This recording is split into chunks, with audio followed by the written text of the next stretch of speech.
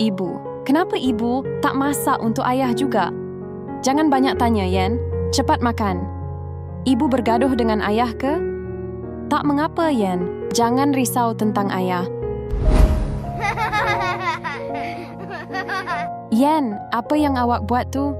Yen sedang bermain dengan ayah. Ibu dah pesan kan? Jangan sebut tentang ayah lagi. Kalau Yen sebut tentang ayah lagi, ibu akan marah. Tapi kenapa ibu marah dengan ayah?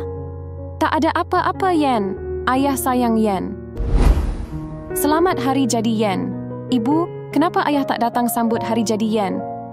Dan kenapa ibu selalu marah bila Yen sebut nama ayah?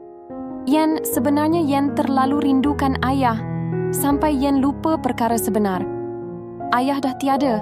Ayah dah meninggal 2 bulan lepas. Hah? Aduh! Kepala Yen sakit. Yen, ayah pergi kerja dulu ya. Selamat tinggal, ayah. Hah? Ayah Yen dah tiada. Ibu, kenapa tak masak untuk ayah juga? Yen main dengan siapa tu? Yen sedang bermain dengan ayah.